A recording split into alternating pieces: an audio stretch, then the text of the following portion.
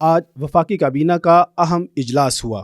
وزیر اعظم عمران خان نے video link کے ذریعے پارلیمانی رہنماؤں سے خطاب کیا۔ اجلاس میں کئی اہم فیصلوں کی منظوری دی گئی۔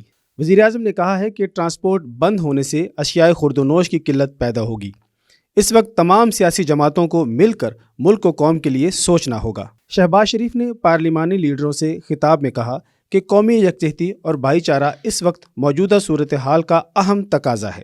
سیاسی نقصان ہوتا ہے تو ہو جائے، ہمیں اپنے اصل ہدف پر نظر رکھنی ہے۔ اصل مقصد قوم کی بقا کی جنگ ہے۔ انہوں نے کہا کہ یہ ایک اجتماعی امتحان ہے، اس اجتماعی امتحان سے اجتماعی طور پر ہی سرخ رو ہو سکتے ہیں۔ شاہ محمود قریشی نے کہا کہ اہم ترین معاملے پر بھی سیاسی رہنماؤں کی انا کے بت نہیں ٹوٹے۔ انہوں نے کہا کہ شہباز شریف کو اپنے فیصلے پر نظر ثانی کرنی چاہیے۔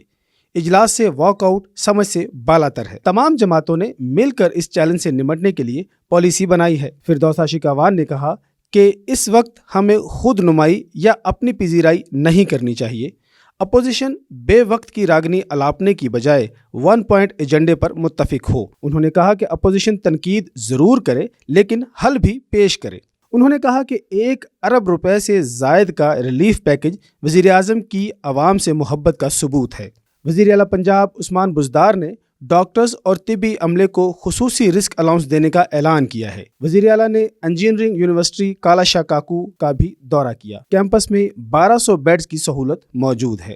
پاکستان کا دیرینہ دوست چین کورونا وائرس کی روک تھام کے لیے امدادی سامان لے کر پاکستان پہنچ گیا۔ وزیر اعلیٰ سندھ سید مراد علی شاہ نے کراچی ایئرپورٹ پر خصوصی کٹس، ماسک اور دیگر سامان وصول کیا۔ سید مراد علی شاہ نے کہا کہ سندھ میں اس موذب مرض پر انشاءاللہ ضرور قابو پا لیں گے۔ ملک کی تازہ ترین صورتحال جاننے کے لیے دیکھتے رہیے حق نیوز۔